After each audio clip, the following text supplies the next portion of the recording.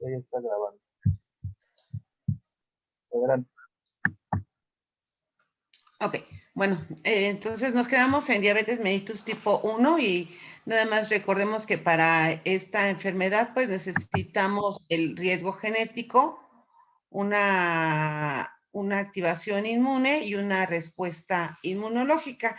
Ayer ya habíamos visto las manifestaciones clínicas, el diagnóstico, cómo se realizaba, ¿sí? Los anticuerpos que podíamos detectar en la enfermedad.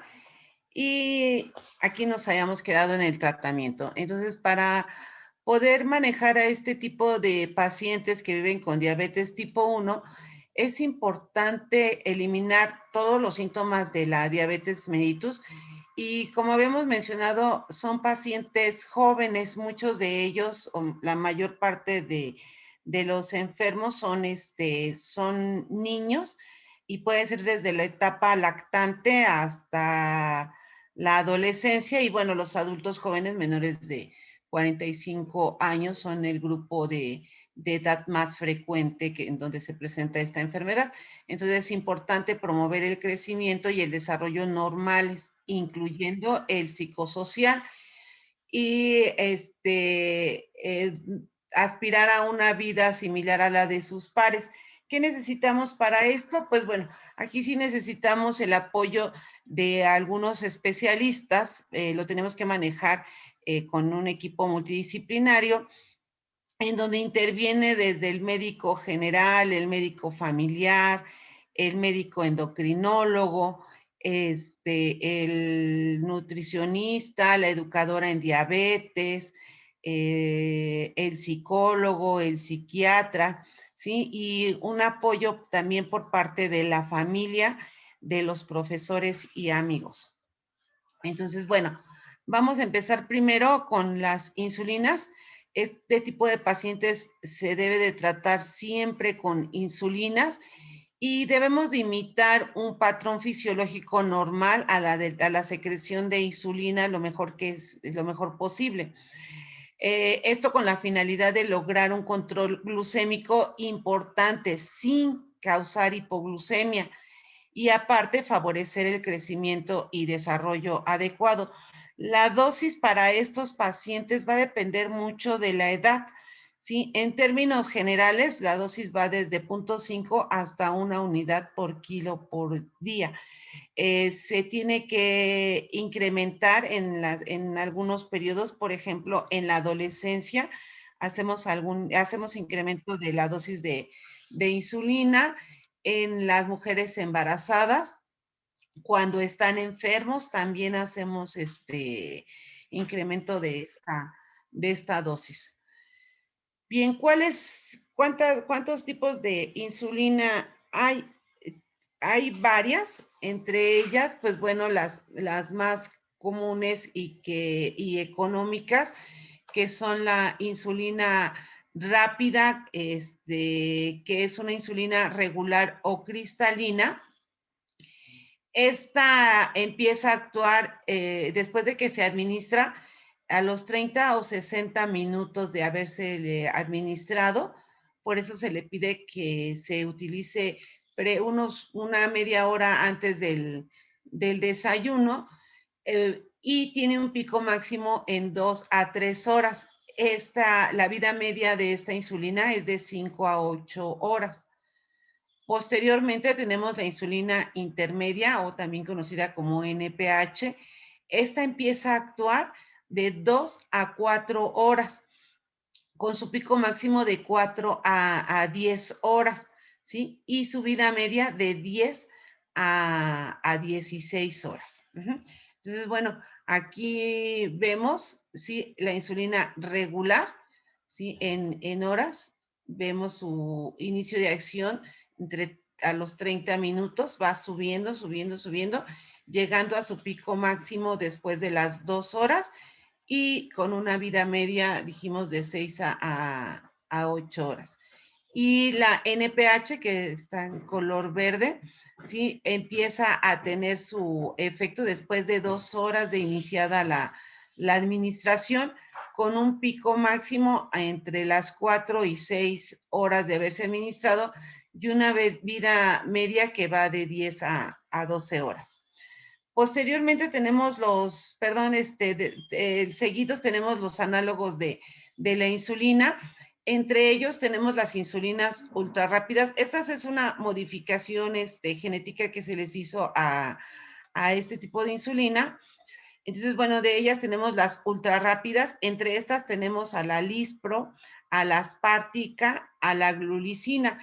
La que más se utiliza a nivel institucional es la insulina Lispro. Su inicio de acción es de 5 a 15 minutos, con un pico máximo entre los 30 a 90 minutos. Si comparamos con la insulina rápida, pues bueno, vemos que esta inmediatamente o a los 5 minutos empieza a tener acción. Por eso es importante que antes de antes del desayuno nos las administremos. Entonces prácticamente tenemos el desayuno preparado, nos administramos se administra la insulina y los pacientes tienen que comer inmediatamente porque empieza a hacer acción esta insulina. Y bueno, su pico máximo lo va a tener a los 30 a 90 minutos y su vida media va a ser de 3 a 4 horas. Tenemos, bueno, acá vemos las rápidas, las ultra rápidas, perdón, ¿sí? Está aquí su pico máximo de 5 a 15 minutos. Empieza a hacer efecto con un pico máximo entre los 30 a 60 minutos y su vida media entre 4 a 3 a 4 horas. Entonces, bien, comparamos con la regular y vemos que esta actúa de manera más inmediata. Bien, después tenemos las insulinas prolongadas. La característica de estas es que no hacen un pico, también se conocen como insulinas basales. Entre ellas tenemos la glargina, la Demetir, la glargina U300, que la diferencia es la vida media, que dura entre 30 a 36 horas. Glargina y Determir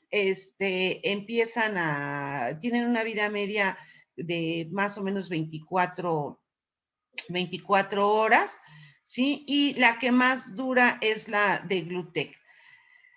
Estas no hacen pico o hacen un pico muy pequeñito, entonces, bueno, no tenemos riesgos de hipoglucemia. Este tipo de insulinas también las podemos utilizar combinadas en diferentes jeringas con una insulina ultra rápida o con una insulina rápida. Bien, de la insulina rápida y la insulina NPH son insulinas que se pueden mezclar en una misma jeringa. Estas no podemos mezclarlas, entonces aquí necesitamos administrarlas en un solo piquete al día, más bolos de alguna otra insulina, si así se considera necesario. En este tipo de pacientes, utilizamos la combinación de la insulina rápida con la NPH, ¿sí? O la intermedia, y de esa manera vamos a adquirir una secreción, o vamos a simular una secreción fisiológica de la insulina. También podemos combinar la insulina intermedia con la insulina Lispro, ¿sí? O sí. Y también tenemos otro tipo de insulinas que en estos pacientes con diabetes tipo 1 no se utilizan, que son las premezcladas. Esas las utilizamos principalmente en diabetes tipo 2 y son con pacientes con ciertas características que por alguna razón tienen alguna discapacidad y no pueden mezclar bien las unidades de insulina. Entonces va a depender mucho del tipo de paciente, de la economía del paciente para administrar la insulina. ¿Sí? Entonces, bueno, aquí ya vemos las insulinas prolongadas o basales, y si se dan cuenta, tanto glargina como de Glutet no tienen un pico. La que llega a ser un pico pequeño es la de Termir, sí, pero en general es un piquito muy, muy pequeño de insulina. Bien, ¿qué nos puede también disminuir la glucosa? El ejercicio. Ajá. Entonces, cuando nosotros vamos a tomar la decisión de una insulina, tenemos que ver al paciente de manera integral. Tenemos que decirle que tiene que realizar sus 3 comidas al día con horarios estrictos, porque de manera normal, pues bueno, después de cada alimento se incrementa el nivel de glucosa y entonces, bueno, aquí nosotros tenemos que buscar insulina, alguna insulina que nos pueda estar ayudando para evitar estos picos de máximos de glucosa después de la ingesta.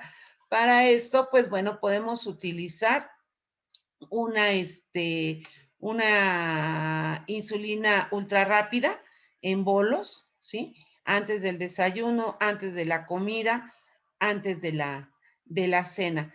Y tener una insulina basal, que bien puede ser la intermedia, ¿sí? Entonces, la NPH, que nos va a cubrir aproximadamente entre 16 horas como máximo, ¿sí? Para que nos cubra estos piquitos del desayuno y la comida, más la insulina Lispro, ¿sí?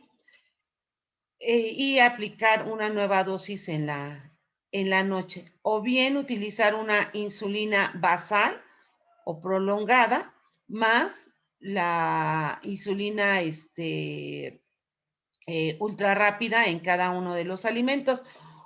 O bien, si decidimos utilizar insulina rápida, habitualmente la indicamos nada más en el desayuno y en la cena, por la vida media que llega a tener, que tiene, más la insulina NPH o una insulina basal. Recordemos las fases de secreción de la insulina, ¿sí? Que después de los alimentos tenemos una primera fase de secreción de entre 5 y 10 minutos, y posteriormente tenemos una segunda fase que es más prolongada y lenta. En base a eso, bueno, cuál sería el esquema que indicaríamos en estos pacientes? Pues bueno, de la dosis total, vamos a administrar de insulina, si decidimos utilizar este esquema, vamos a utilizar de la dosis total el 30 al 45% de insulina basal. El resto de las dosis lo vamos a dividir entre 3 y lo vamos a administrar de insulina rápida o ultra rápida, o quizá 2 si se tratara de la rápida. Va a depender mucho de cada paciente. O bien, si decidimos utilizar el esquema de insulina intermedia e insulina rápida, de la dosis total le vamos a administrar 3/4 de NPH perdón, 3/4 de la dosis total en la mañana y 1/4 de la dosis total en el desayuno. Ay, perdón. De este esquema, vamos a administrar de la NPH, en la mañana le vamos a administrar 3/4 antes del desayuno, Y en la noche, antes de la cena, una cuarta parte de la dosis total. De esa dosis le vamos a administrar tres cuartas partes de la NPH y una cuarta parte de la insulina rápida. Ujú. Tenemos que enseñarle los sitios de administración de la insulina. Tenemos que también enseñarle cuál es la aplicación correcta. Esto, pues bueno, conlleva un tiempo para que ellos vayan aprendiendo. De hecho, este tipo de pacientes, posterior al diagnóstico, se mantienen hospitalizados hasta que ellos solos son capaces de poder hacer algunos procedimientos que son necesarios que son indispensables para la vida. Otra de las cosas que también les enseñamos es la monitorización de la glucosa. Les pedimos que tengan un glucómetro. El glucómetro puede ser de cualquier marca, no hay uno mejor o peor. Lo que se les recomienda es que más que se fijen en el precio del glucómetro, que se fijen en el precio de las tiras reactivas, porque a la larga esto es lo que les llega a salir muy caro a los pacientes.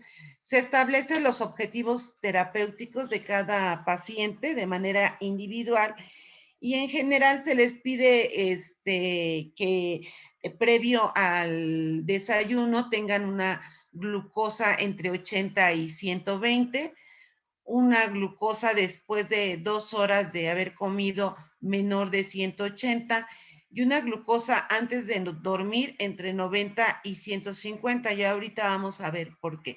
Entre más pequeños son los pacientes, tenemos que ser un poquito más accesibles en relación al control de la glucosa por el riesgo de hipoglucemia que pueden presentar. Entre más grandes y que tengan mayor conocimiento, se les exige un control más estricto de la glucosa. Bien, les tenemos que pedir que empiecen a monitorizar y a anotar su glucosa que presentan y se les pide eh, estas determinaciones antes, en ayuno, la primera glucosa o antes del desayuno, 2 horas después del desayuno, antes de la comida, 2 horas después de la comida, antes de la cena, 2 horas después de la cena y entre las 2 y 3 de la mañana. Actualmente hay ahora unos dispositivos que ayudan a monitorizar de manera continua la glucosa. Son caros y duran aproximadamente entre 1 y 2 meses. Es una muy buena alternativa, pero de manera habitual utilizamos estos métodos para que esos pacientes lleven su control de la glucosa. Conforme ellos van entendiendo la enfermedad, ya se les va pidiendo que sean más espaciados y no todas las determinaciones como al inicio se les solicitan, salvo que estuvieran pasando por algún proceso que pudiera incrementar la glucosa. Bien, del manejo nutricional es importante que individualicemos este manejo y tenemos que recomendarles alimentos que vayan de acuerdo a su entorno social, a la edad, al sexo. En estos pacientes no vamos a hacer restricción calórica. Recordemos que requieren crecer, entonces necesitamos darles una dieta para que ellos puedan lograr un crecimiento adecuado. Y bueno, existen muchísimas dietas, pero una de las dietas que más recomendadas y que más se acercan para poder intercambiar alimentos es precisamente el sistema de equivalentes, el cual consta de 6 alimentos, principalmente, entonces, que es fruta, verdura, pan, carne y grasa. De esta manera se les enseña a los pacientes. Con esto, nosotros cubrimos lo que es el 60% de carbohidratos, proteínas y grasas. Y el tamaño de la porción, pues igual va a estar dado de acuerdo al peso del paciente. Se les enseña también igual la lectura de etiquetas. Ahorita más adelante vamos a ver esto, si nos alcanza el tiempo. Entonces, bueno, aquí otra vez la forma de cómo se va a incrementar la glucosa después de los alimentos, ¿sí? Y aquí, en el grupo de pan y cereales, ¿sí? Estos más o menos, desde que nosotros los empezamos perdón, a ingerir, ¿sí? Las frutas son carbohidratos simples. Entonces, estas desde el momento en el que las comemos, empiezan a incrementar la concentración de glucosa en la sangre, ¿sí? Por eso no debemos de abusar de estos alimentos y se les dice con exactitud cuánto es lo que pueden comer. Entonces, no por el hecho de que se trate de que es fruta y es natural, lo podemos dar libremente. Uh-huh. En este rubro, pues bueno, también se les sugiere que coman frutas de manera natural, o sea, a mordidas. Se prohíben los jugos y refrescos, ¿sí? Y el segundo grupo de alimentos que dijimos que era pan, aquí incluimos lo que son las tortillas, los cereales, ¿sí? Y si se fijan, después de que los ingerimos, su pico máximo empieza después de 30 minutos hasta 2 horas me dura y empieza ya a decaer a las 4 horas de haber ingerido este tipo de alimentos. Por eso casi siempre recomendamos que en vez de que coman un carbohidrato simple, traten de consumir un carbohidrato complejo, como sería el pan, las tortillas, algún cereal. Se les recomienda de los cereales de tipo natural, no Choco Crispies, ¿sí? El arroz, pues bueno, todo lo que sean de grano se consideran cereales y de preferencia que tengan fibra. Aunque la fibra no nos disminuye la glucemia, sí, pues sí ayuda a mantenerse, la fibra nos ayuda a mantenerse un poquito más este tipo de alimentos, por lo tanto, hay una disminución en el vaciamiento gástrico.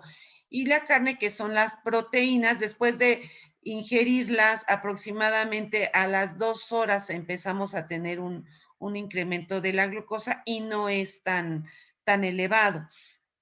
Y las grasas se recomienda que igual se utilicen solo con los alimentos que se cocinan. Y bueno, todo esto conlleva todo un taller de alimentación. En términos generales, pues bueno, es esto.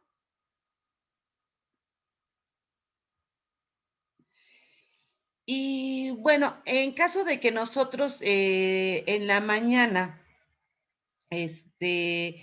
tengamos ah, perdón, acá, en la mañana, antes de desayunar, con este tipo de alimentación, nos administramos la insulina ultra rápida, pues bueno, nos va a cubrir la mayor parte de los alimentos que nosotros ingerimos. Uh-huh. Entonces, por eso es importante que nos las administremos antes de iniciar los alimentos. Estos son unos ejemplos. En este caso, en este paciente, en donde se reportó una glucosa de 240, es una glucosa alta, le pedimos que se administre la insulina, pero como va a empezar a actuar esta insulina dijimos que entre 5 a 15 minutos, le vamos a pedir que quite de su dieta la fruta, que la elimine. Muy bien, aquí vemos un ejemplo de un paciente en donde le pedimos sus determinaciones de glucosa. Sí, este paciente se estaba manejando con NPH e insulina Lispro en tres bolos, pero en las mañanas, antes de iniciar a comer, tenía glucosas de 200, 118, 132 y 129. Las otras, pues bueno, se acercaban mucho al objetivo terapéutico. Sin embargo, a las 3 de la mañana nos hacía hipoglucemia. A esto nosotros le llamamos efecto Somogli, es decir, que nos hace hipoglucemia en la madrugada y las hormonas contrarreguladoras lo que hacen es detectan esta hipoglucemia, empiezan a actuar y por ese motivo es que se presenta hiperglucemia matutina. Entonces, en estos casos lo que tenemos que hacer es disminuir la glucosa de la noche, perdón, la insulina de la noche. Y bueno, este es otro ejemplo aquí, qué es lo que pasa cuando nosotros no presentamos una hipoglucemia en la madrugada, ¿sí? Pero tenemos una hiperglucemia matutina, pues bueno, aquí tenemos el efecto también de las hormonas contrarreguladoras que elevan, y aquí lo que hay que hacer es que tenemos que aumentar la insulina para que lleguemos con valores normales o valores terapéuticos en la mañana. Entonces, bueno, en el ejercicio debemos de medir la glucosa antes de iniciar a hacer ejercicio. Tenemos que considerar, antes también de realizar el ejercicio, el momento en el que se consumió el último alimento, en qué momento nosotros administramos la insulina, y muy importante ver el pico máximo de estas insulinas. ¿Por qué?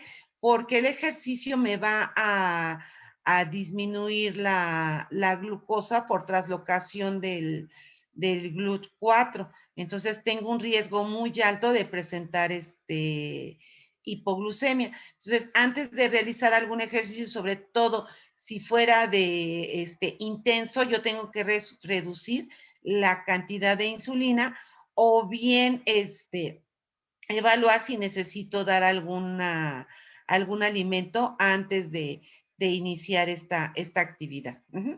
Es importante que también igual me tome la glucosa antes de iniciarlo, y aquí, como habíamos visto que de manera habitual el ejercicio lo que hace es que me va a ayudar me va a disminuir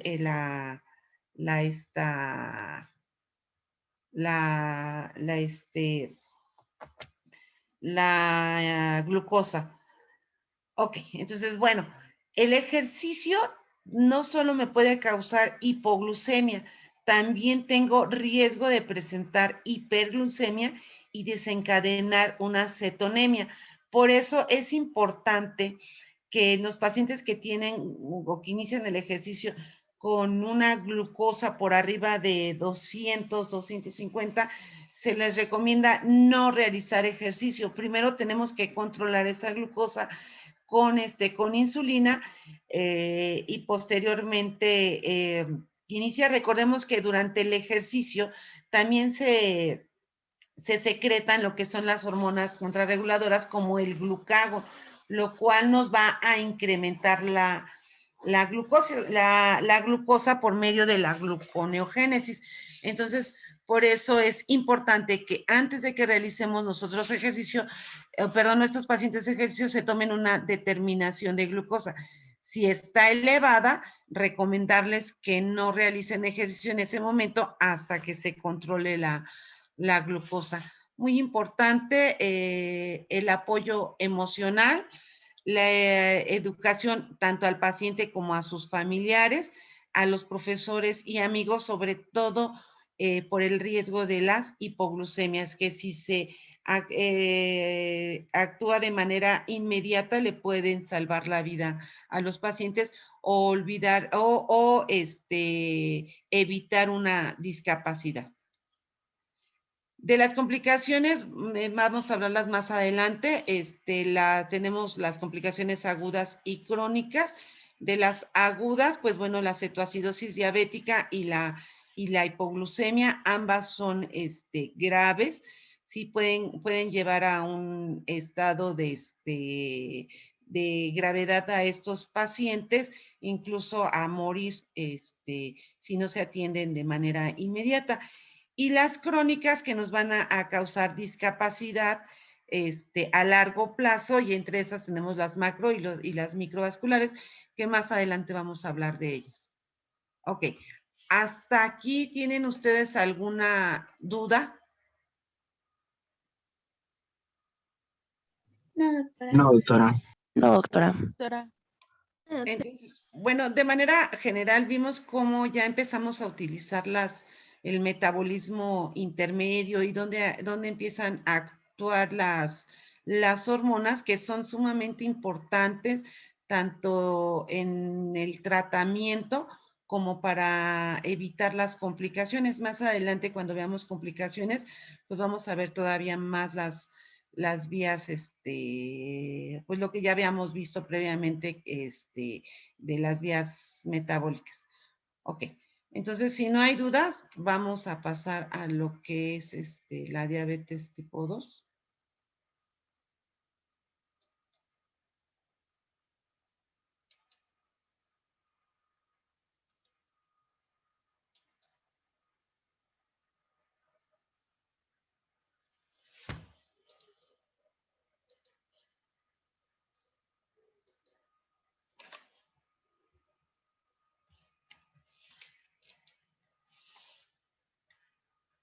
Ok, bueno, ahora vamos a ver lo que es diabetes mellitus tipo 2.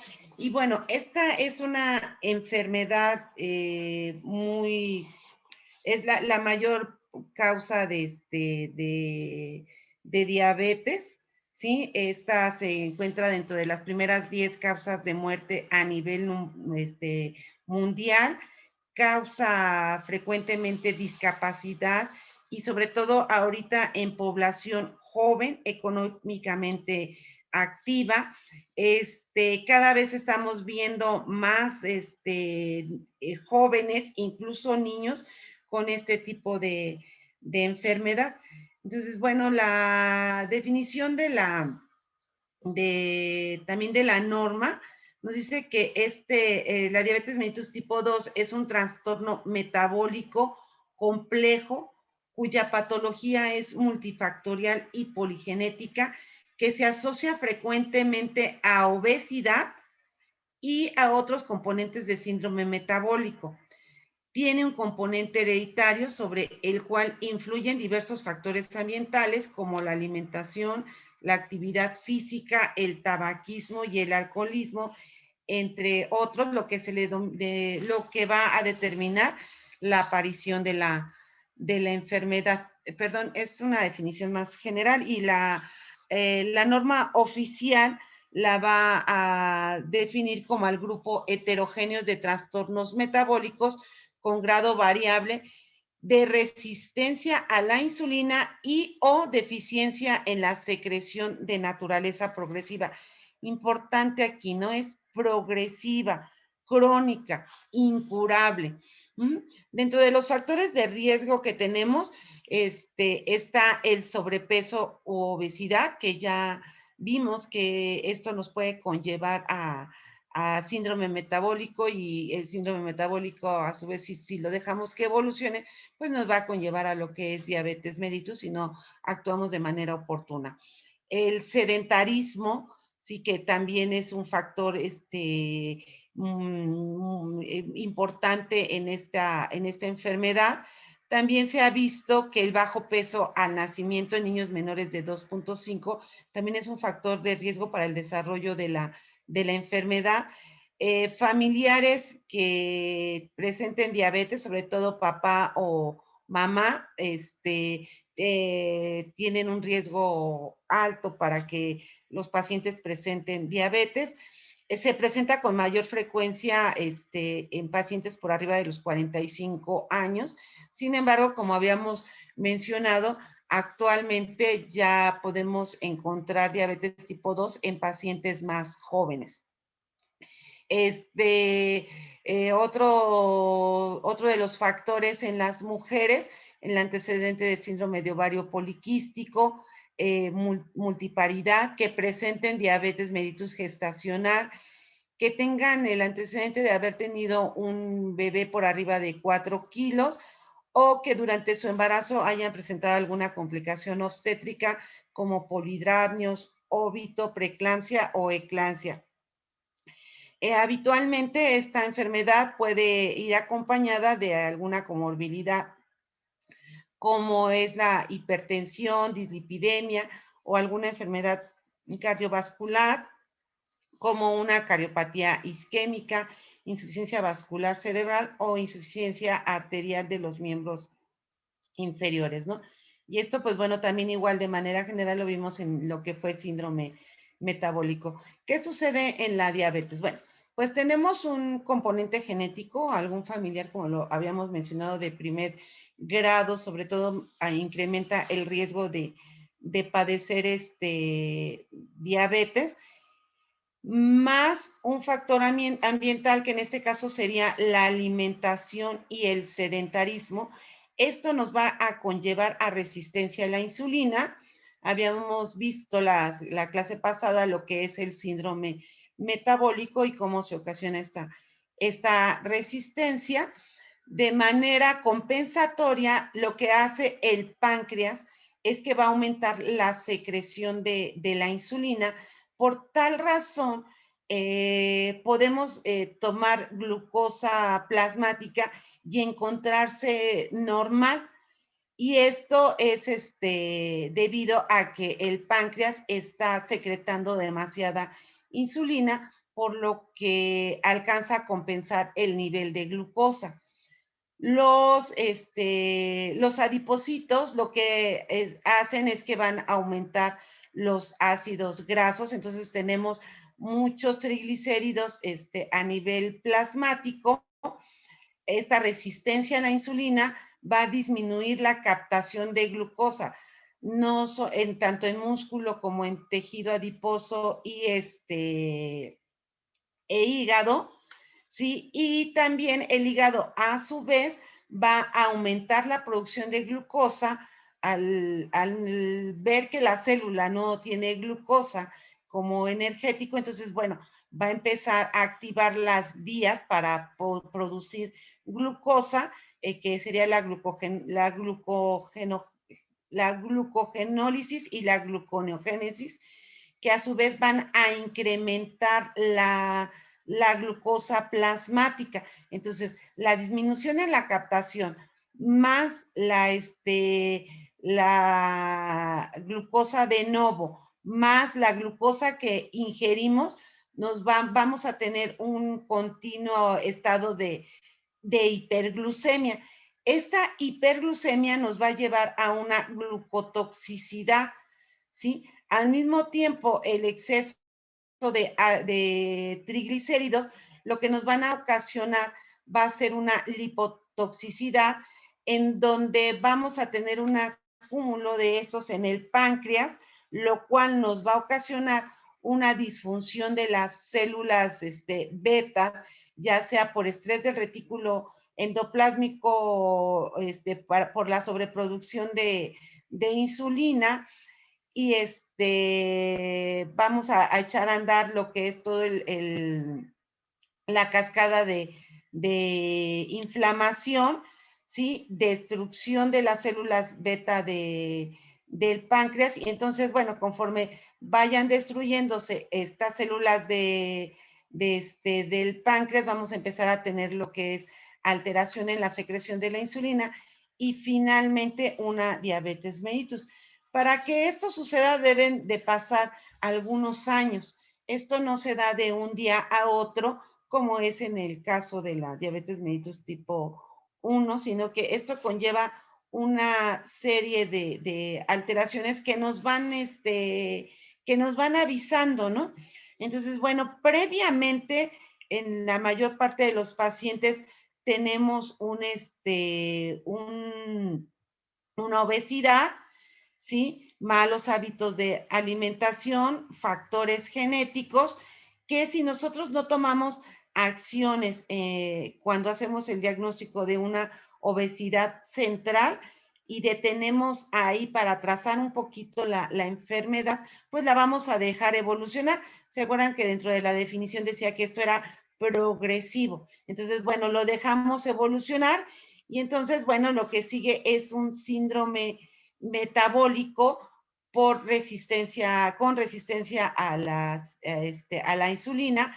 Y entonces, bueno, vemos que en los estadios iniciales tenemos una glucosa normal, pero esto es debido a que estamos teniendo una secreción elevada de insulina. Entonces, esto nos ayuda todavía a compensar que a nivel plasmático tengamos nosotros una glucosa normal.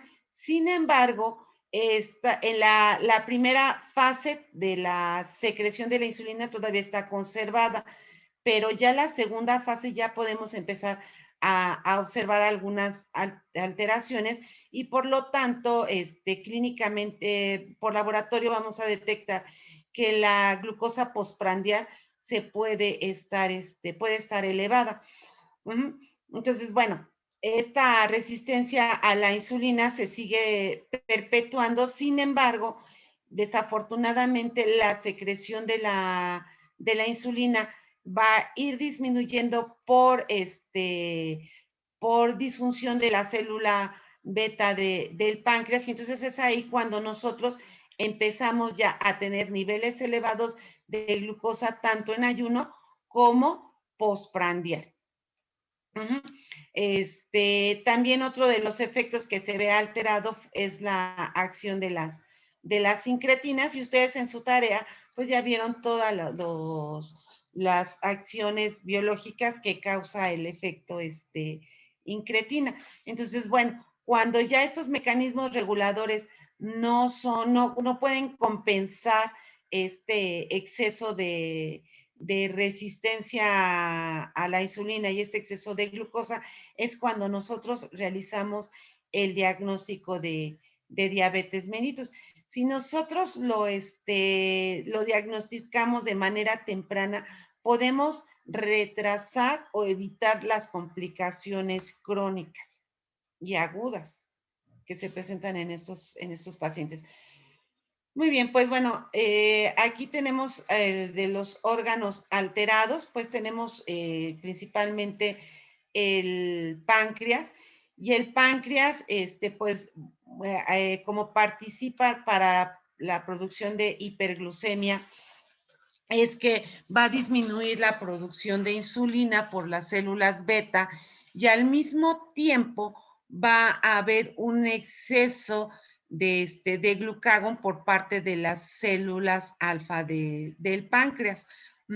Entonces, esto nos va a conllevar a estar estimulando las vías metabólicas para crear glucosa de nuevo, que es la glucogenólisis y la gluconeogénesis, y este exceso de glucosa nos va a llevar a la hiperglucemia, más la resistencia a la insulina, pues también igual, ¿no? Nos conlleva a la insulina. Otros órganos que participan dentro de la fisiopatología de la diabetes, que es a lo que se le ha denominado el octeto ognimoso, sí, y algunos otros autores han involucrado ya algunos otros órganos, ¿sí? Entre ellos, pues bueno, tenemos que a nivel intestinal va a disminuir el efecto incretina, ¿no? Acordémonos que el efecto incretina lo que hace es que va a amplificar la secreción de la insulina, va a retrasar el vaciamiento gástrico, va a ayudar a la saciedad. Entonces, bueno, vemos que si está disminuido este efecto, pues va a contribuir a la hiperglucemia, perdón, el tejido adiposo, pues va a aumentar la lipólisis, va a llevar estos triglicéridos a nivel hepático y la producción de glucosa, de creación de novo. A nivel del estómago, pues bueno, se va a encontrar acelerado el vaciamiento gástrico. A nivel renal, tenemos que va a aumentar la reabsorción de glucosa. Recordemos que el riñón nos puede reabsorber hasta 180 miligramos por decilitro de glucosa, y cuando sobrepasa este umbral, pues es cuando empezamos a tirar la glucosa. Sin embargo, ya cuando tenemos esta alteración, el umbral del riñón se puede incrementar incluso hasta poder recoger glucosa por arriba de 200 miligramos. Y bueno, al estar recogiendo la glucosa, también igual nos ayuda a incrementar la glucosa a nivel plasmático. Bueno, vimos la disminución de la captación del músculo. Recordemos que la insulina pues también igual actúa a nivel cerebral en los neurotransmisores, en lo que es el ciclo de hambre y saciedad se va a encontrar disminuida. También la leptina se va a encontrar disminuida. En el hígado, pues bueno, el aumento de la producción de la glucosa ya vimos a nivel hepático. Otro de los órganos también igual que se han englobado es el inmunológico y la microbiota intestinal. ¿Cuáles son las manifestaciones clínicas en estos pacientes con diabetes tipo 2? Bueno, puede presentarse desde pacientes asintomáticos que de manera fortuita nosotros tomamos una glucosa al azar y detectamos que se encuentra elevada, y dijimos que para poder determinar que una glucosa al azar pudiera hacernos pensar en una diabetes son valores por arriba de 200. Entonces, bueno, existen muchos programas para la detección de diabetes. Entonces, no sé si han visto que en algunas ocasiones llegan a tomar dextrosis o, o glucometrías capilares para la determinación de glucosa total. Y esto, pues bueno, nos hace ver que se encuentran elevadas, y estos pacientes están como si nada, ¿sí? Incluso les pueden llegar al consultorio y por algún otro motivo, y ustedes detectan que esa glucosa está elevada. O bien pueden presentarse con síntomas inespecíficos como fatiga, letargia, somnolencia, ¿sí? Acuérdense que la célula pues no tiene energía, ¿no? Para poder trabajar, pero estos síntomas son muy tolerables. Solo empiezan a decir que se han sentido cansados últimamente, y empiezan a buscar ellos una causa externa. Sin embargo, pues una de las causas pudiera ser esta, ¿no? Algunos llegan a presentarse con incontinencia urinaria, que se llegan a tener accidentes urinarios, o bien que se levantan mucho en la noche a orinar. Algunos otros pacientes pueden presentarse solo con mareo. Otros pacientes que no es tan común, llegan a presentarse pues con las 4P, que es la poliuria, polidipsia, polifagia y pérdida de peso. Algunos otros pacientes llegan a presentarse con infecciones, sobre todo infecciones vaginales y urinarias, entre ellos, pues bueno, las mujercitas con alguna candidiasis vaginal, que es un hongo oportunista y pues tenemos que ver que no estén elevados la glucosa. Otras, en los varones, pues bueno, no es común las infecciones de vías urinarias, entonces uno de los diagnósticos que tenemos que descartar ante estas sospechas es que no lleguen a presentar diabetes. Algunos otros llegan a presentarse con un estado de gravedad, ¿sí? Con alteración en el estado de la conciencia, perdón, como es el estado hiperosmolar, hiperglucémico hiperosmolar. Uh-huh. Entonces, importante que vean que se puede manifestar de muchas formas y por eso tenemos que estar pendientes. Uh-huh. Existen programas, como les había yo mencionado, por ejemplo, uno del Seguro Social que es el Preve-IMSS, el Diabetims, en donde nos ayudan a hacer la detección detección y seguimiento de estas enfermedades.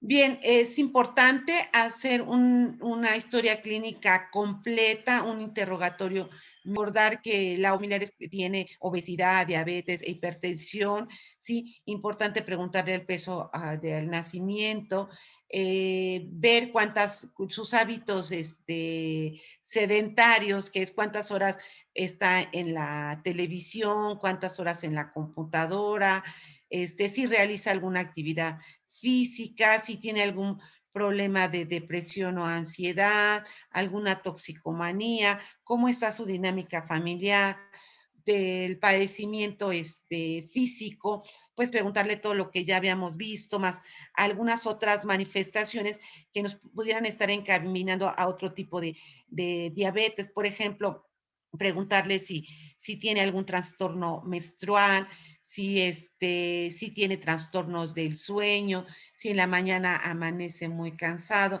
O sea, llevar a un interrogatorio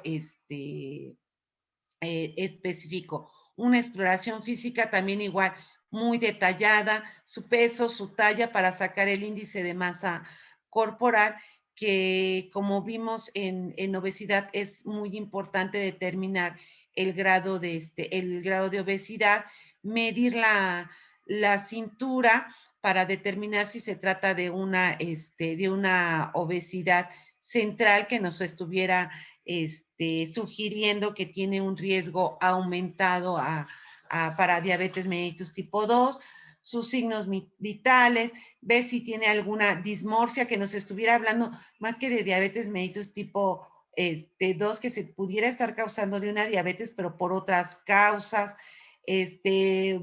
buscar alguna alteración en la tiroides, ver si tiene hirsutismo, ¿no? Para descartar, como les menciono, alguna otra causa de diabetes y que no precisamente sea exclusivamente diabetes tipo 2. En el caso de diabetes tipo 2, buscar si tiene si tiene acantosis nigricans. La acantosis nigricans nos habla de una resistencia a la insulina. El diagnóstico, como ya lo habíamos visto previamente, para hacer el diagnóstico de diabetes necesitamos dos determinaciones de estos estudios, las que ustedes consideren conveniente, de acuerdo también a la economía del paciente, y bien puede tratarse de una glucosa plasmática en ayuno mayor o igual a 126 miligramos por decilitro, o bien una curva de tolerancia oral a la glucosa con 75 gramos después de 75 gramos de glucosa a las 2 horas, que se encuentre por arriba de 200 miligramos por decilitros, o bien una hemoglobina glucosilada que nos está hablando de la historia de 3 meses de glucosa mayor o igual a 6.5, ¿sí? Cualquiera de estos estudios tienen que ser dos determinaciones, bien sea combinadas o dos de la misma para poder establecer el diagnóstico de diabetes. o bien síntomas de hiperglucemia más una determinación del estudio que ustedes deseen, o síntomas de hiperglucemia más una glucosa al azar mayor de 200 miligramos. Bien, ahora nos vamos a lo que es el tratamiento. Y el tratamiento principalmente, el objetivo es que debemos de mantener al paciente libre de síntomas y signos relacionados con la hiperglucemia e impedir que presente complicaciones tanto agudas y disminuir o evitar las complicaciones crónicas. Que el paciente pueda realizar sus actividades tanto físicas, mentales, laborales y sociales con la mejor calidad de vida del paciente. Entonces, nosotros tenemos que ver que estos pacientes, verlos en su entorno y hacerles un plan acorde a estas características. Tenemos primero el manejo integral no farmacológico. Entre ellos, pues bueno, educarlo en relación a la enfermedad, empoderar al paciente. Es muy importante que el paciente sepa que es un paciente diabético, que tiene riesgo de presentar complicaciones, que tiene que conocer su enfermedad para que él sepa qué hacer o adecuar él mismo su tratamiento.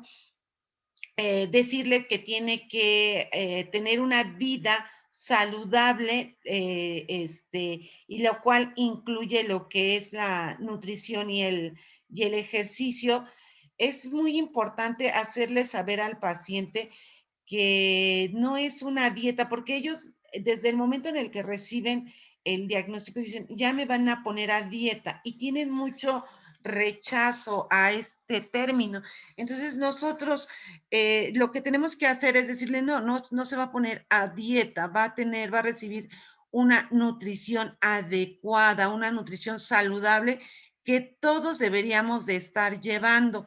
¿Sí? Que debe de realizar una actividad física como todos deberíamos de estar realizando y que tenemos que decirle que debe de perder peso y que este peso lo va a ir perdiendo de manera paulatina para que no se desespere. Y bueno, la pérdida de peso inicial, vamos a pedirle entre un 5 al 10% de pérdida en los primeros meses de tratamiento. Que si fuma debe de evitar el tabaquismo. Debemos de enseñarle el automonitoreo de la glucosa. Sin embargo, en estos pacientes no es tan estricta, pero sí de manera ocasional deben de estársela tomando. Importante el cuidado de sus pies, que porque es una de las complicaciones que ellos presentan con mayor frecuencia, que se estén revisando ellos sus pies. Eh, su salud mental y los desórdenes de conducta, tenemos que estar muy pendientes que no esté deprimido, que no esté teniendo conflictos y es un buen momento para solicitarle apoyo tanto a nivel, tanto con el psicólogo o en algunas ocasiones con el psiquiatra si se encuentra deprimido.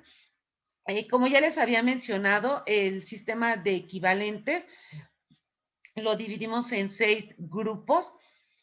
Y entonces, bueno, la cantidad o porción que va a contener cada alimento en relación a calorías es algo que le tenemos que enseñar a los pacientes. Entonces, el consumo de leche, un vaso de 240 mililitros, equivale a 150 calorías.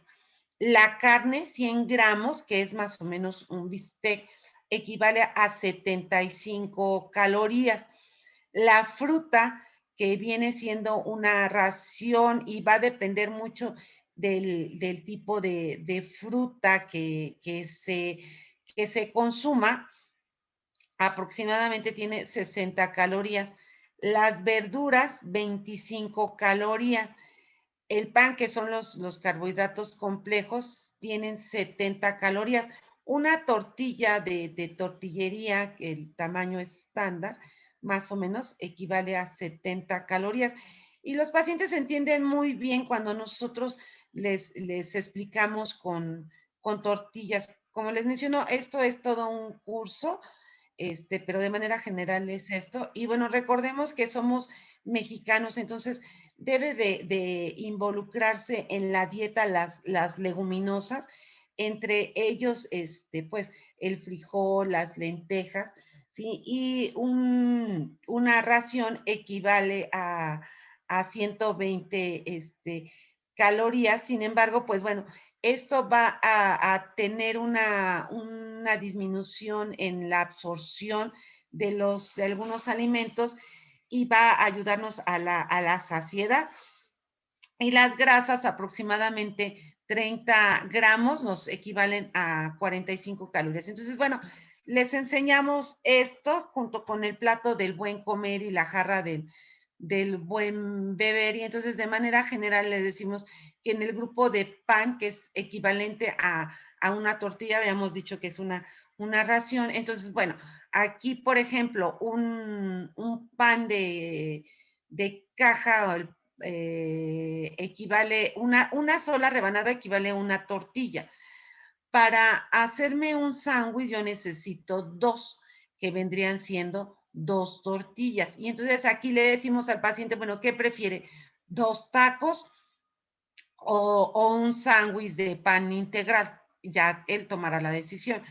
O bien, si su consumo principal es el pan, le decimos que el pan con migajón equivale a 3 tortillas y sin migajón equivale a 2 tortillas. Bueno, y en términos generales, pues bueno, vamos enseñándole al paciente a, a tomar la decisión en relación a sus alimentos. Se les hace una dieta de acuerdo a las calorías que requieren, conforme a la actividad física, conforme a la edad que presentan. Entonces, bueno, aquí, por ejemplo, en los niños, dependiendo de la edad, van a ser las calorías que van a requerir. Recordemos que estos pacientes están en crecimiento. En los adultos va, por ahí de 1800 a 2000 calorías, 2200 calorías, dependiendo de la actividad que realicen, y hacerles mucho hincapié que los productos industrializados tienen un aporte calórico muy elevado, ¿sí? Entonces, que nada más con el simple hecho de este paquete, ¿sí? Reúne todas las calorías que en un día deben de consumir. Entonces, por ejemplo, pensemos en un niño de 8 años, bien se come este alimento y aparte, en aquellos, bueno, ahorita con la pandemia no hay refil, pero bueno, anteriormente consumían demasiado refresco con lo del refil. Entonces se tiene que evitar todos los alimentos industrializados a medida de lo posible, ¿no? Entonces, aquí por ponerles algún ejemplo, ¿sí? Una hamburguesa que contiene 8 tortillas, que vendrían a equivaler a ocho tacos, ¿no? Sin alimentos procesados, o bien los refrescos. Entonces, cuando uno les hace entender de manera sencilla esto, lo que es el sistema de equivalentes, lo que es la lectura de etiquetas, ellos, estos pacientes, entienden de manera muy, muy sencilla y podemos, y se pueden apegar más a la dieta, ¿no? Otra de las recomendaciones que nosotros tenemos que hacer en estos pacientes es que inicien una actividad física. Se recomienda la actividad aeróbica, ¿sí? Es importante, pues, irlos poco a poco introduciendo al ejercicio, no de inmediato decirles es que tienes que hacer 30 minutos, de ejercicio aeróbico, ya sea vete a hacer bicicleta o vete a nadar, etcétera, etcétera, porque vamos a fracasar. Entonces, si son pacientes que no han hecho actividad física nunca, pues les decimos que podemos empezar 5 minutos al día durante 5 días, de tal suerte que cada semana vayamos incrementando 5 minutos hasta lograr la actividad mínima necesaria recomendada por la Organización Mundial de la Salud y por la OMS, que son los 150 minutos por semana, ¿sí? Entonces vamos a poner un ejemplo. Si nosotros le decimos, llegamos al objetivo de que tienen que ser 30 minutos diarios durante 5 días, cumplimos nuestro objetivo mínimo recomendado por la Organización Mundial de la Salud. Tenemos que hacer hincapié que tiene que disminuir las horas frente a la televisión, frente a la computadora, frente a los videojuegos, ¿sí? Y bueno, hasta aquí de manera muy general vimos lo que es el tratamiento no farmacológico, que es de suma importancia.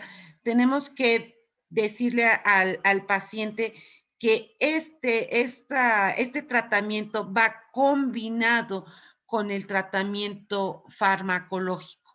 Entonces, bueno, vamos a entrar a lo que es ahora el tratamiento farmacológico y bueno, el objetivo de este tratamiento es aliviar los síntomas, mejorar la calidad de vida, prevenir las complicaciones tanto agudas como crónicas,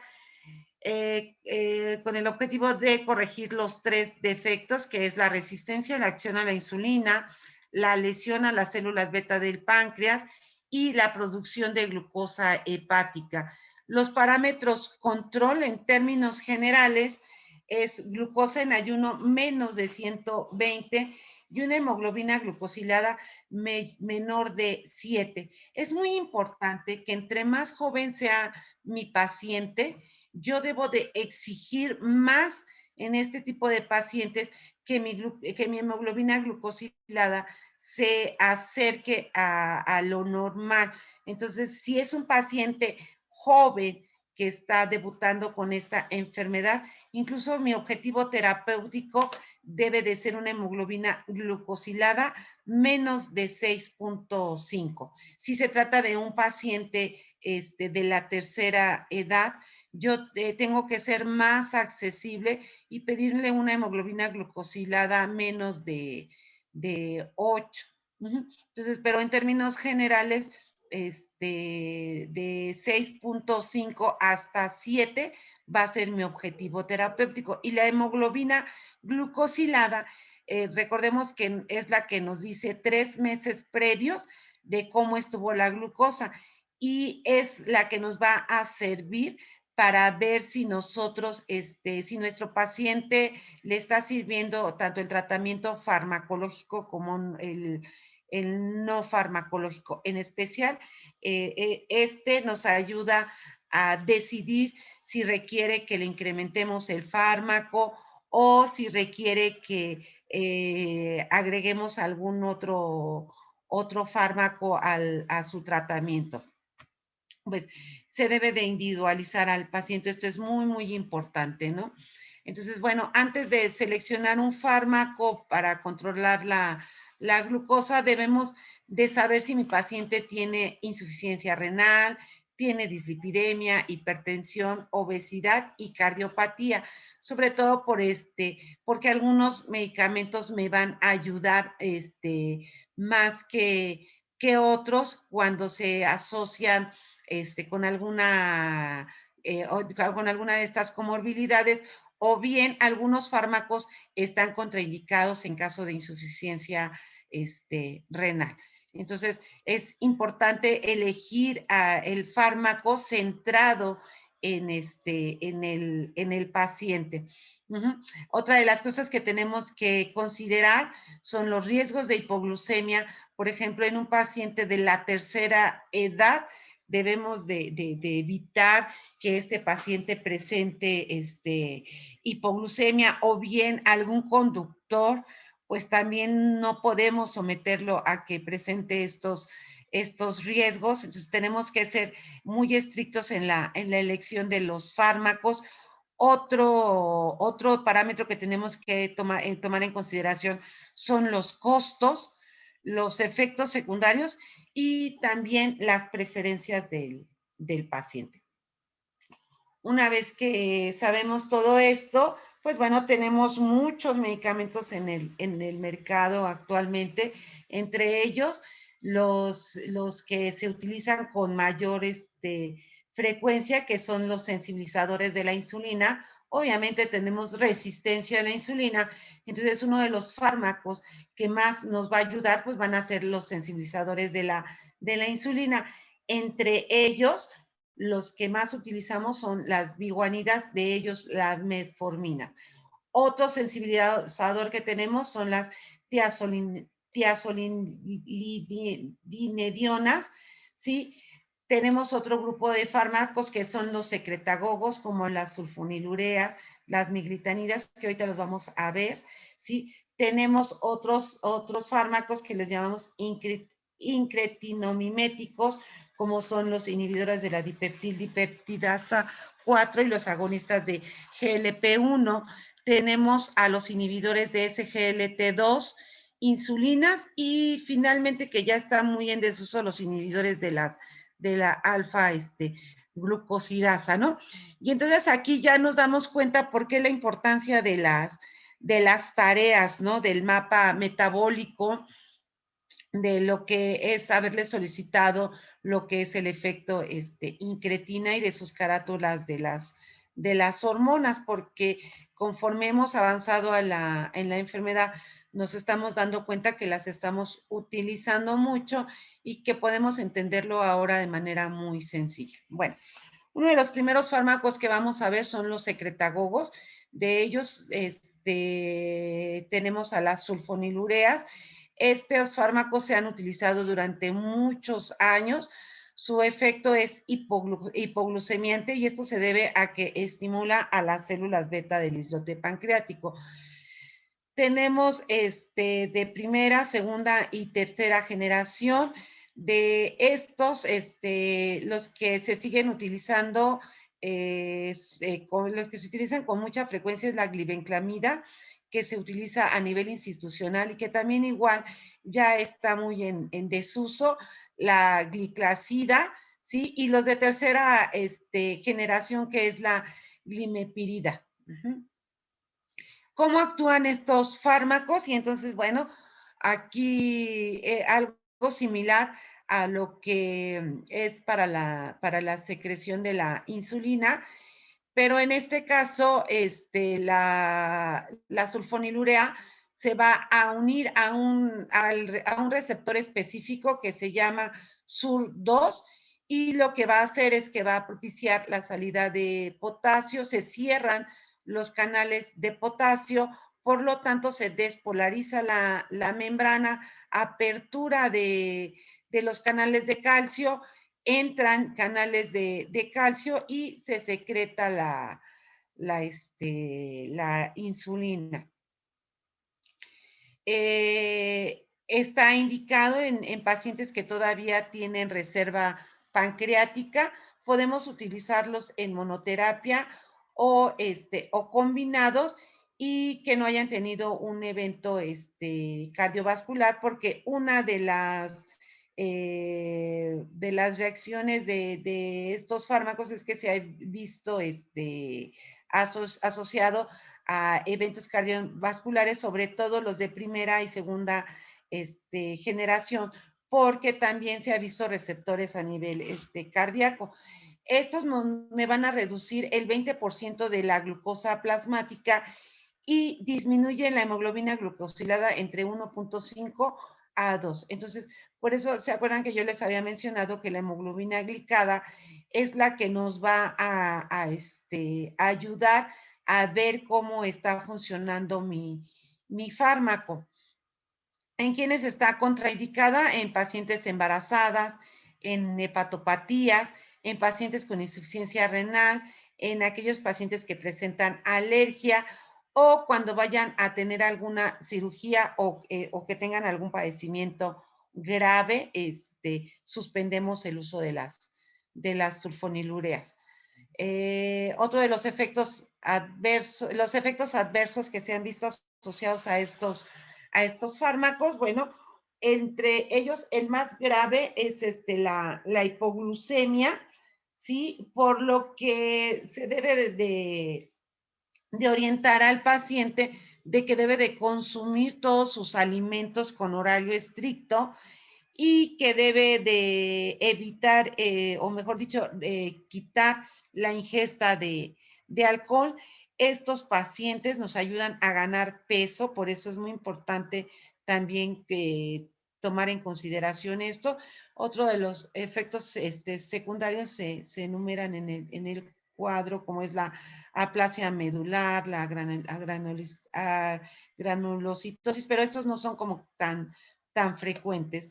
Y bueno, ya les había yo mencionado del riesgo cardiovascular que tienen estos fármacos. Y bueno, el receptor que se ha visto que se encuentra a nivel del miocardio y que actúan estos fármacos es el SUR2A y el SUR2B. Y les mencionaba también que son sobre todo los fármacos de primera generación y algunos de segunda generación que ya habitualmente ya casi no se utilizan. Otro de los fármacos que son que es también secretagogo son las meglitinidas, también las conocemos como glinidinas o glinidinas o glinidas, o también son llamados liberadores de insulina prandial. Estos fármacos se utilizan sobre todo en aquellos pacientes que tienen glucosa alta postprandial, son de inicio rápido y de muy poca duración.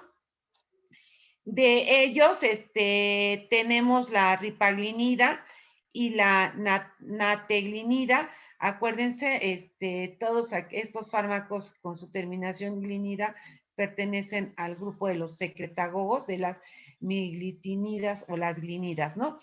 Se puede indicar solos o combinados en pacientes que no logran su control farmacológico, pues bueno, se les recomienda un segundo fármaco. También está recomendado en pacientes que tienen una ingesta irregular y lo que se les recomienda es que tomen el medicamento antes de que ingieran el alimento, o sea, igual que la insulina. Yo ya voy a desayunar, por ejemplo, o a comer, me lo tengo que tomar el medicamento con el primer bocado. Y lo que hace es que va a disminuir la hemoglobina glucosilada entre 0.5 a 1.5. Exactamente el mismo mecanismo de acción, sin embargo, pues bueno, tiene otro tipo de receptor, no es el uno de las sulfonilureas, es otro receptor en el que actúa este fármaco, sin embargo, es el mismo, ¿no? Su efecto dura aproximadamente 4 horas y se metaboliza en el hígado y en el riñón, como las sulfonilureas. Sus efectos adversos, pues bueno, la hipoglucemia no es tan común como en el caso de las sulfonilureas. Como se metaboliza en el hígado, pues bueno, tenemos efectos a nivel hepático. También podemos observar incremento de peso y está contraindicado en personas en embarazadas, en insuficiencia renal grave y en personas que padezcan alguna hepatopatías, ¿no? Pues presentación médica y sus dosis. Bueno, ahora nos vamos con lo que son los sensibilizadores de la insulina. De ellos, pues tenemos las biguanidas, su representante es la metformina, que es la que se usa actualmente con mucho éxito. Estas biguanidas se conocían otras dos, que es la fenformina y la buformina, la cual actualmente ya se retiraron del mercado porque provocaban acidosis láctica. La metformina es uno de los medicamentos que está indicado por la norma oficial mexicana y por la ADA. ¿Cuál es el mecanismo de acción?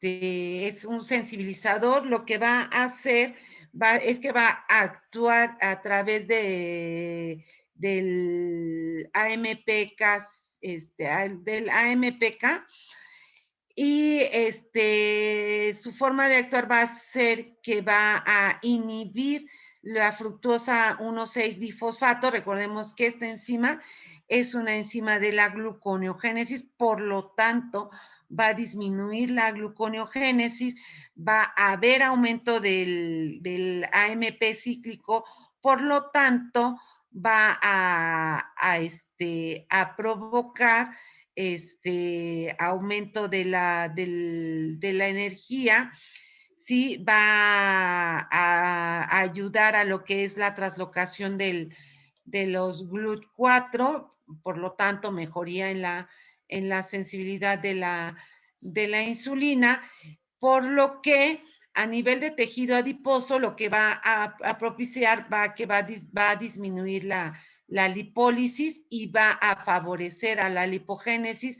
A nivel hepático nos va a inhibir lo que es la glucogenólisis y la gluconeogénesis, y a nivel muscular nos va a ayudar a la captación de la glucosa.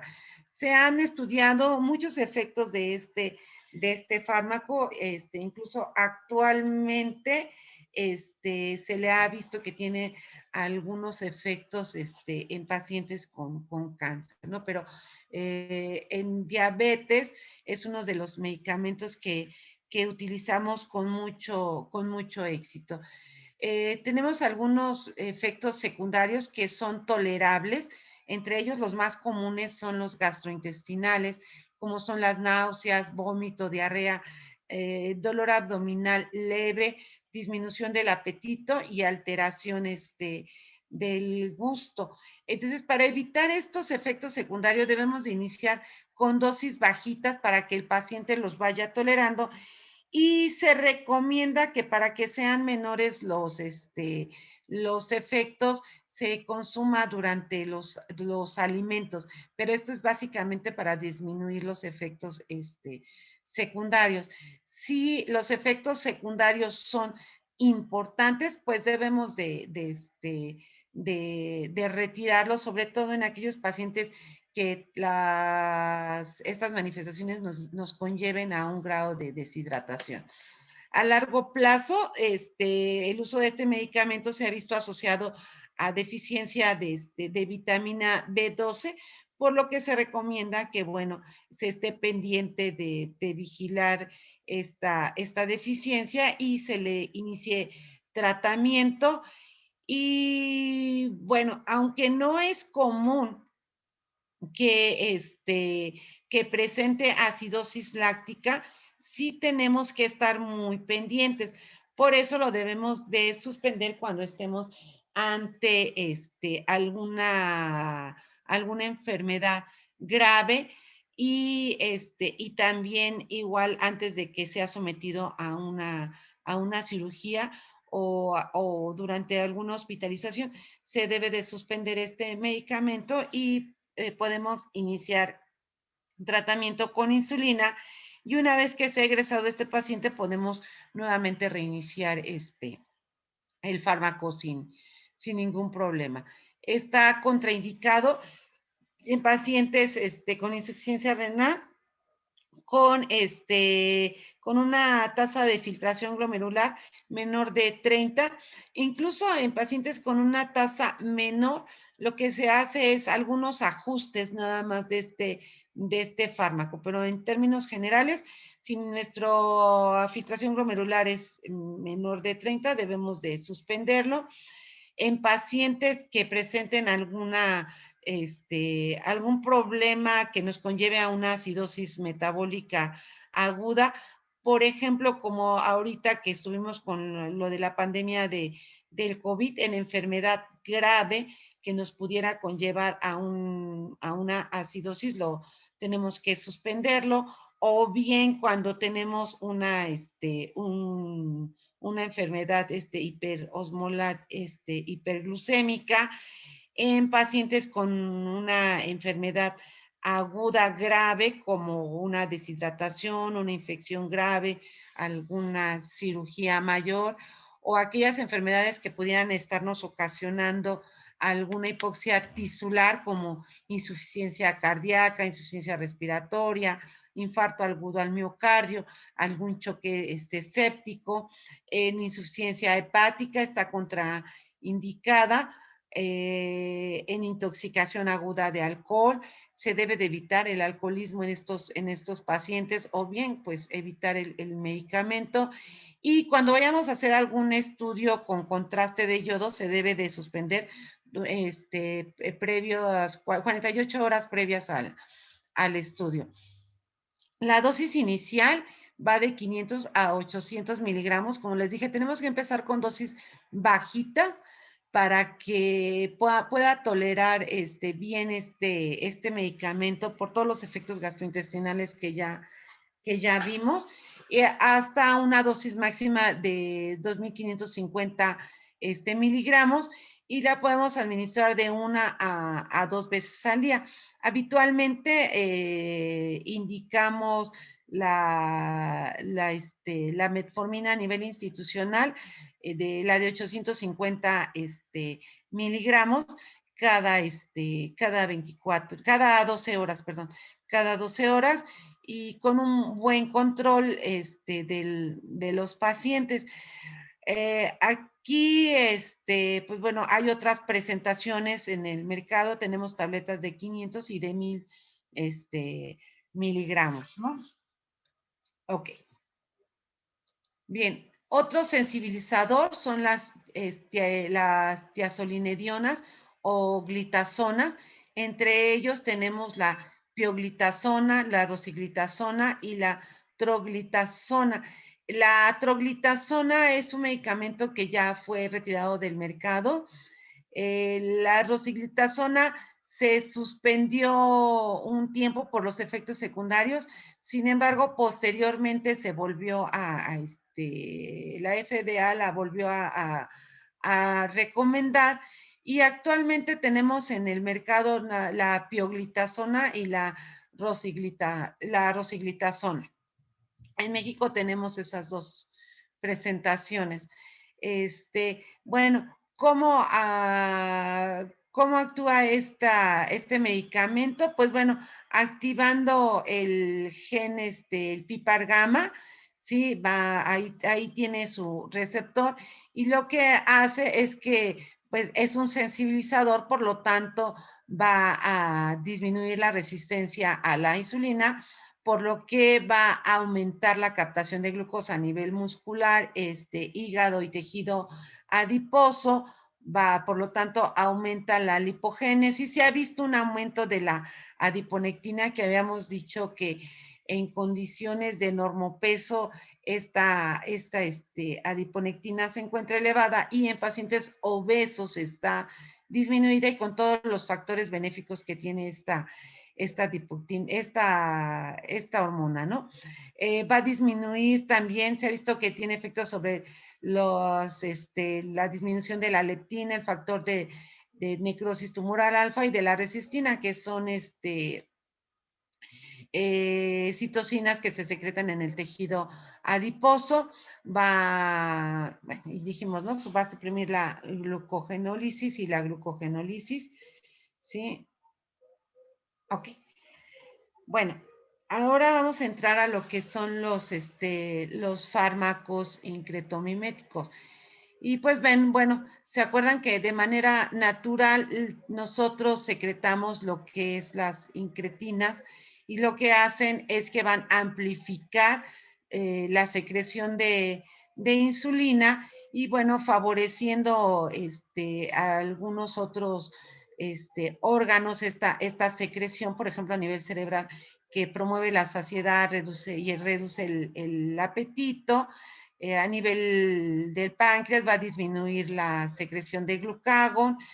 A nivel hepático, pues bueno, por ende va a disminuir la glucogenólisis y la gluconeogénesis por esta razón.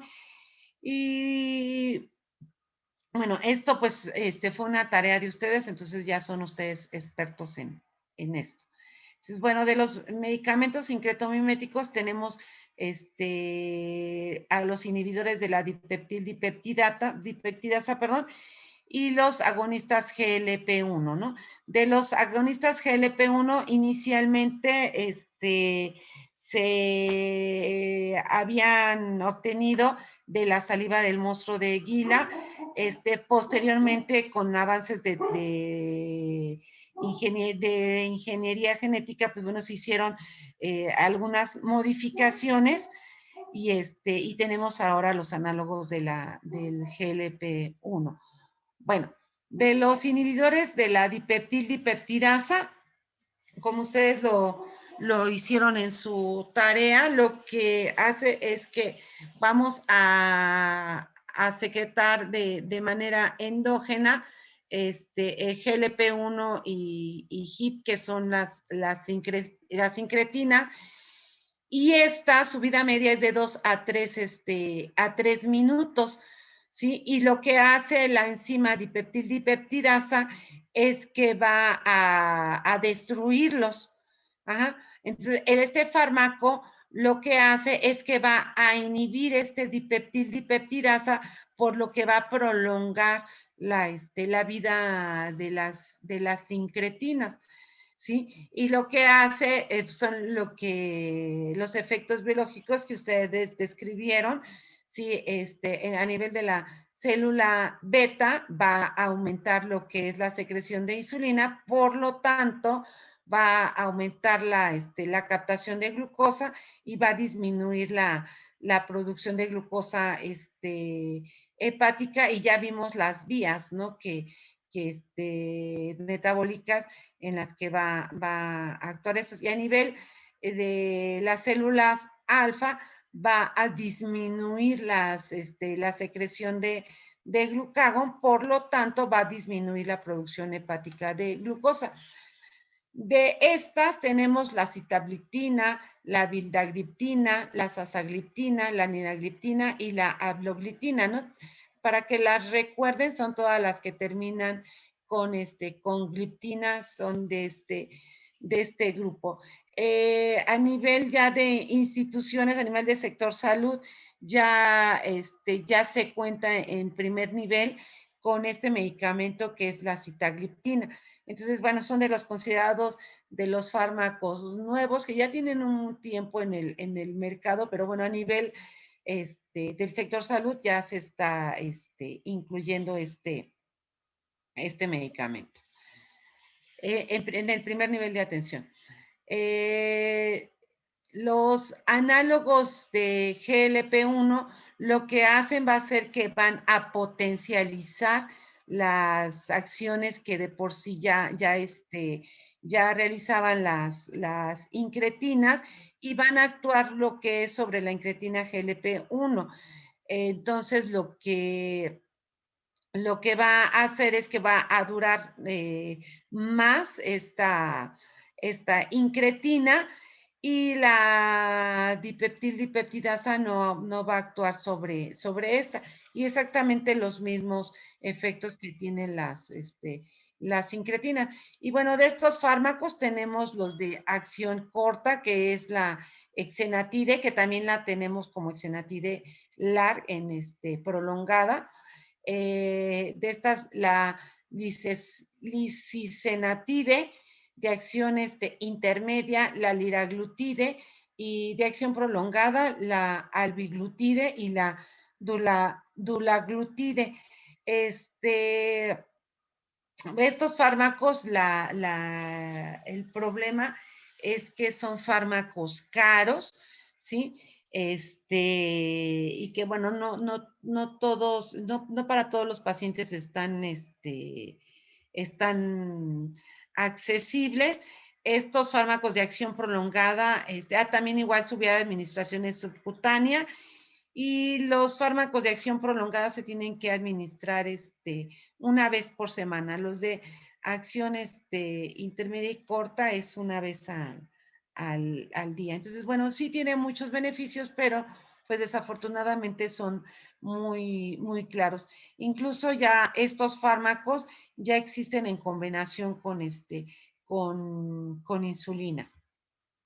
Bien, otro de los fármacos que tenemos son, perdón, estos son algunos efectos de las incretinas que ustedes igual ya lo realizaron en sus tareas. Entonces, el uso de estos fármacos nos ayudan también a mejorar los efectos que tiene las incretinas endógenas.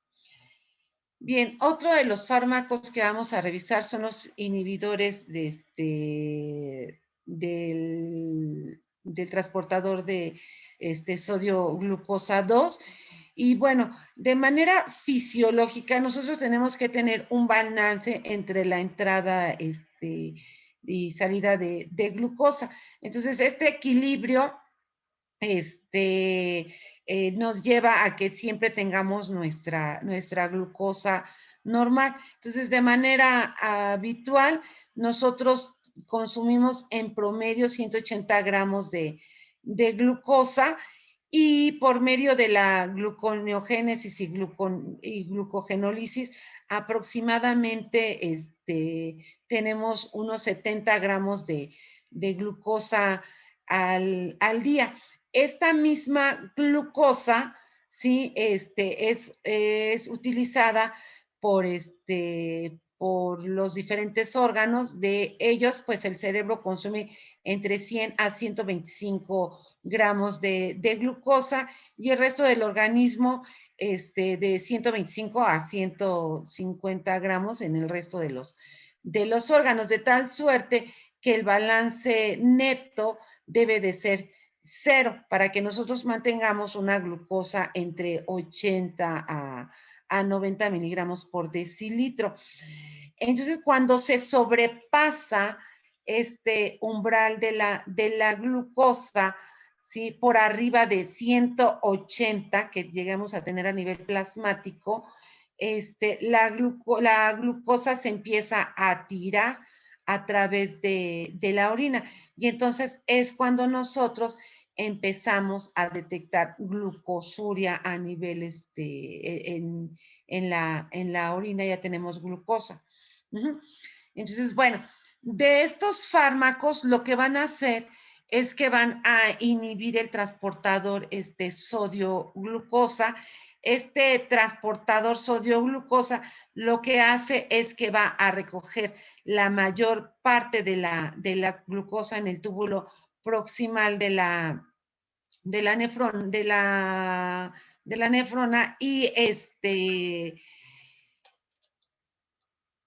y bueno, de manera normal, pues va a filtrar hasta 180 gramos de glucosa. Entonces nosotros con este fármaco inhibidor de las SGLT1, lo que vamos a hacer es que vamos a inhibir este transportador, ¿sí? Y vamos a dejar activo lo que es el transportador de glucosa SGLT2. Entonces va a seguir reabsorbiendo su glucosa. Entonces, el exceso de glucosa, todo aquello que rebase los 180 gramos de glucosa, se van a tirar de manera habitual, y el fármaco lo que va a hacer al inhibir este fármaco es que va a estar tirando orinas para poder, perdón, va a estar tirando glucosa a través de la orina para que podamos mantener niveles normales de glucosa. De estos fármacos tenemos la canaglifosina, la dapaglifosina, la empaglifosina, la ipreaglifosina y la tofoglifosina. ¿Sí? Entonces, todos los que terminen en glofina se trata de inhibidores del SGLT2 o glifosinas. Entonces, bueno, este fármaco aumenta la uresis y aumenta la secreción de glucosa. Sin embargo, pues el efecto secundario más común son las infecciones genitales y las infecciones de vías urinarias. Este tipo de fármacos lo están recomendando como tratamiento, así le llaman, para el síndrome cardiometabólico. O sea, me va a ayudar tanto a nivel cardíaco como a nivel renal, como a nivel metabólico para la diabetes, ¿no? Bien, otra de las cosas que me faltó mencionar, las incretinas también se han utilizado para la disminución de peso y también cuando tengamos un paciente que está con un peso alto, podemos ayudarle con manejo con antidiabéticos incretinos. Bueno, y finalmente tenemos a los inhibidores de la alfa-glucosidasa y lo que hacen van a hacer que van a disminuir la absorción de los carbohidratos a nivel de tubo digestivo. De esos tenemos la carbosa y el miglitol. Estos fármacos ya se utilizan, ya casi no se utilizan por todos los efectos secundarios que tienen. Entonces, bueno, nada más para que los conozcan. Y bueno, ya de manera de resumen, entonces tenemos los secretagogos, ya vimos el mecanismo de acción, los sensibilizadores de insulina, los incretinomiméticos, los inhibidores de la alfa-glucosidasa y los inhibidores de la SGLT2. Bien. Otro fármaco que podemos utilizar en estos fármacos los podemos combinar, los fármacos que vimos anteriormente. Podemos combinar, por ejemplo, un sensibilizador de la insulina con un incretomimético, ya sea un inhibidor de la dipeptidasa o un análogo, o podemos utilizar un sensibilizador como es la metformina con un inhibidor de la alfa, un inhibidor del SGLT2 o la metformina con una sulfonilurea. Entonces, aquí va a depender mucho del control que estemos teniendo con la hemoglobina glicada de cada paciente, de acuerdo a su edad, de acuerdo a su actividad física. Es la recomendación que vamos a dar de fármacos. Podemos combinar hasta tres fármacos, o bien también de acuerdo a la comorbilidad que tengan. Bien, otro de los medicamentos que podemos utilizar son las insulinas, ya las vimos de manera general. En estos pacientes, las insulinas que utilizamos, es las insulinas basales, ¿sí? O de acción prolongada, y podemos utilizar también las ultra rápidas o la rápida, o bien dos dosis, o en bolos estas, o bien dos dosis de insulina NPH.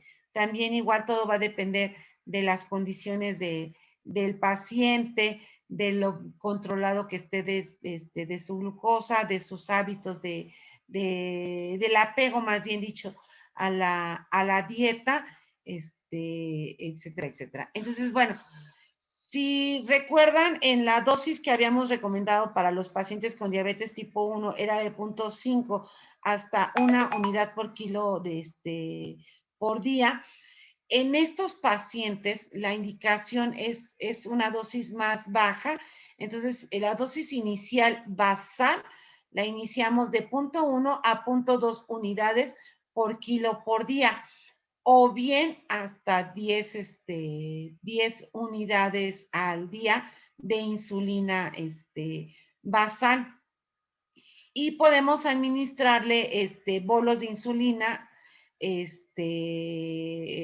4 unidades antes de cada comida, o el 10% de la dosis basal total. ¿Sí? Y uno de los efectos que tenemos en estos pacientes es que nos va a ayudar a disminuir la gluconeogénesis, sobre todo en esos pacientes con diabetes tipo 2. Entonces, aquí se tiene que considerar si en estos pacientes no se han controlado bien con los antidiabéticos. Entonces, bueno, podemos agregar una insulina, o bien un antidiabético o insulina. Aquí es combinar este tipo de fármacos. ¿En quiénes también pudiera estar, en quiénes están indicados las insulinas? Bueno, en pacientes con diabetes tipo 2, aquellos pacientes que vayan a tener alguna cirugía, se suspende el tratamiento antidiabético y se inicia manejo con insulina. En infecciones, en pancreatitis, en descompensaciones agudas, que puede ser una cetoacidosis o un coma hiperglucémico hiperosmolar, o cuando vemos que a los pacientes que están bajando mucho de peso y que no logramos controlar la hiperglucemia, tenemos datos de catabolismo, lo indicamos también insulinas. ¿Cuáles son las indicaciones absolutas de insulina? Bueno, en los pacientes con diabetes tipo 1, en diabetes gestacional, en cetoacidosis diabética, y ya lo habíamos mencionado, en el coma hiperosmolar. Entonces, bueno, nosotros tenemos que integrar y ver toda la disfunción que tenemos en los diferentes órganos, y ver cuál es la recomendación más adecuada para mi paciente, ¿no? Entonces, bueno, aquí vemos el octeto omnimoso otra vez y los diferentes fármacos en donde nos pueden ayudar para disminuir la hiperglucemia. Ok. ¿Hasta aquí tienen ustedes alguna duda? ¿Ya se durmieron, chicos? No, doctora. No, No, doctora, no, no, doctora. no hay duda. ¿No hay dudas? ¿No tienen preguntas? Doctora, Ok. ¿podemos ya detener la grabación para darle sus comentarios? Sí, doctor. Muy bien. Sí, muchas gracias. Está muy buena la presentación, no más que, bueno, por la que sí tiempo, pues sí tenemos que hacerlo de esta forma, ¿no?